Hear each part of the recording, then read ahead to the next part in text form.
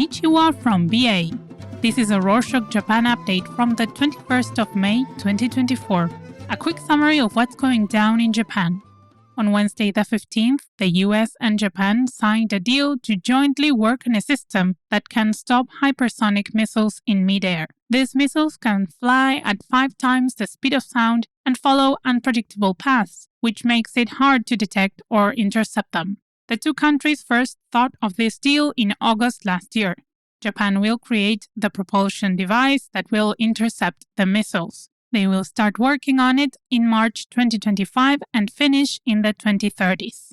Given how neighboring countries like Russia, China, and North Korea are all working to improve their missile technology, Japan's defense ministry hopes this deal helps them to find new and better ways to stop missiles.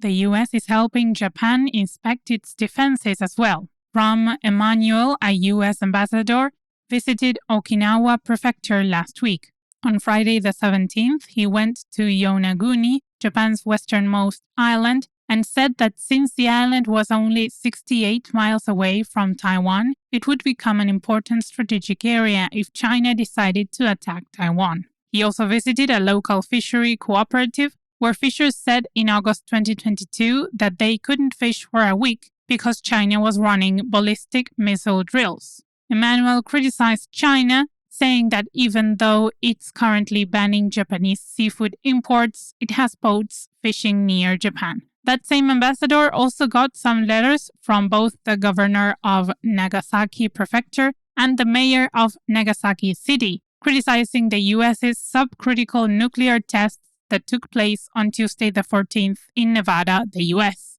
It was the third test under the administration of President Joe Biden, who plans to conduct even more nuclear tests. Both the governor and mayor said such tests would make the global nuclear arms race worse. They said that the US should stop all nuclear weapons tests because they disregard atomic bomb survivors and others who advocate for peace. On that note, a Japanese parliamentary group advocating for peace attended the inauguration ceremony of Lai Ching-te, Taiwan's new president, on Monday the 20th. The parliamentary group regularly supports exchanges between Taiwan and Japan. Lai said that both countries have worked a lot together in natural disaster response and disease control and have grown a friendship through such hardships. The Chinese ambassador was not happy about the Japanese group attending the ceremony and said that publicly supporting what he called, quote, Taiwan independence separatists, unquote, sent the wrong message. Speaking of China, Honda Motors said it's cutting back its Chinese production because car sales have been falling in recent years. In 2023, the company sold just over 1 million cars in China, which was 30% fewer than in 2020. Honda started asking its Chinese workers to retire, and already 1,700 people, about 14% of its workforce, volunteered to retire. The company isn't pulling out of China entirely, but plans to focus on electric vehicles instead. Nissan Motors has also changed its focus in China, while Mitsubishi Motors decided to pull out of the country entirely. As some businesses leave China, others want to invest in Japan. On Monday the 20th, the Carlyle Group, a U.S. investment fund, offered around $860 million to take over KFC Holdings Japan, which operates KFC restaurants in the country. The Mitsubishi Corporation has over 35% of KFC Japan shares, making it the largest shareholder, and it said it would sell its stake to the U.S. fund. The Carlyle Group plans to buy up all the shares to have complete control over KFC Japan. KFC Japan's higher-ups believe the deal will make it easier for the chain to open more stores and update its menu more often, since they won't have to consult shareholders for every decision. In domestic news, the Diet enacted a new bill on Friday the 17th that will allow divorced couples to have joint custody of their children. This will replace the current system where only one parent could hold custody. The new law requires parents to discuss joint or sole custody post-divorce. If they can't agree, a family court will decide. Even though the draft law passed, some lawmakers pointed out flaws in the bill or had concerns about the court's power to impose joint custody without the parents' agreement.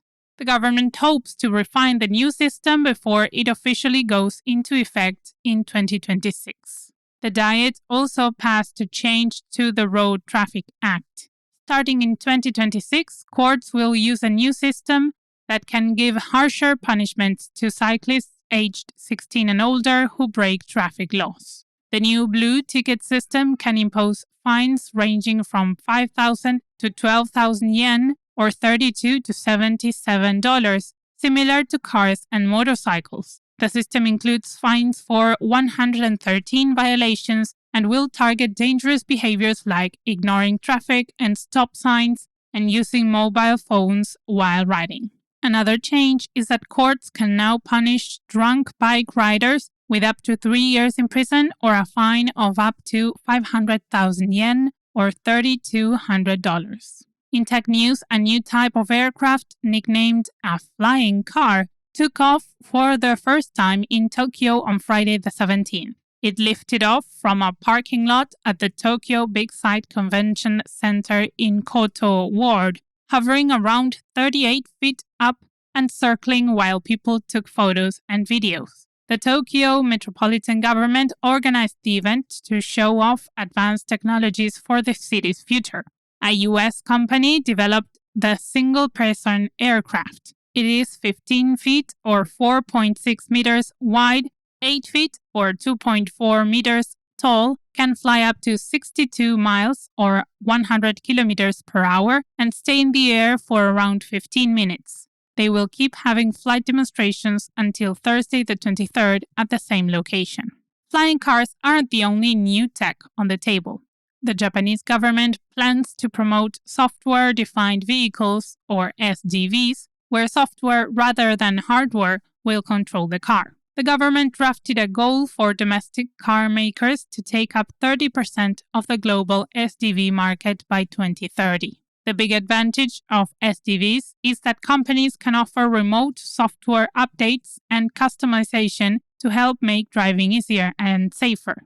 They can even make the vehicle last longer. The government will work with domestic car makers to create advanced computer chips and software and developed self-driving trucks and taxis. On a more light-hearted note, on Monday the 20th, the Cannes Film Festival, one of the biggest film competitions in the world, awarded Studio Ghibli the Palme d'Or, one of the highest awards in the film industry. The prize was to acknowledge the studio's 40 years of influential work in animation. It marked the first time the Cannes Film Festival awarded the Palme d'Or to an entire studio rather than a single movie. Director Goro Miyazaki, the son of co-founder Hayao Miyazaki, and other representatives accepted the award. Goro Miyazaki said that the studio hoped to continue for another 40 years.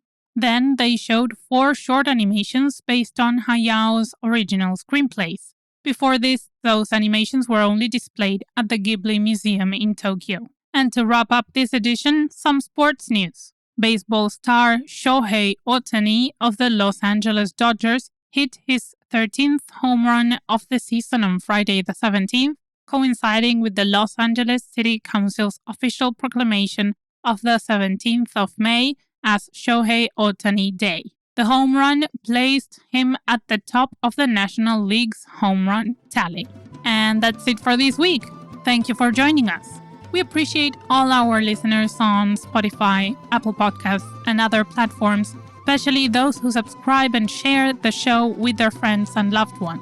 If you ever want to share an episode by sending a small MP3 file to someone through a messaging app, you can download every episode directly from our website at www.rorshok.com/Japan. The link is also available in the show notes. Thank you. Matane!